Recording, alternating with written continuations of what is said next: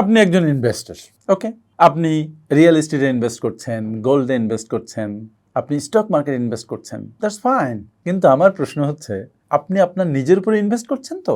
প্রতিদিন নিজেকে একটু একটু করে উন্নত করছেন তো? আপনি আপনার সময়, আপনার শ্রম, আপনার টাকা, আপনার এফোর্ট নিজের উপরে ইনভেস্ট করলে আপনার অন্য যে সম্পদ সেটা রক্ষা করা সহজ হয় এবং আপনি আরও নতুন নতুন সম্পদ উপার্জন করতে উদ্বুদ্ধ হন এবং আলটিমেটলি উপার্জন করতে পারেন। এই জন্য বলা হয় the more you learn the more you earn. এই জন্যই বোধ করি ওয়ারেন বাফেট একটি গুরুত্বপূর্ণ কথা বলেছেন যে অন্যান্য যত বিনিয়োগ আছে তার মধ্যে নিজের উপরে বিনিয়োগ করাটাই হচ্ছে সবচাইতে গুরুত্বপূর্ণ, সবচাইতে মূল্যবান।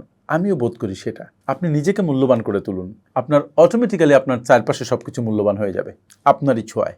আর তাই আজ থেকে বইতে ইনভেস্ট করুন, কোর্সে ইনভেস্ট করুন, সেমিনারে ইনভেস্ট করুন, নতুন ডিগ্রিতে ইনভেস্ট করুন, নিজের উপরে ইনভেস্ট করুন। Thank you.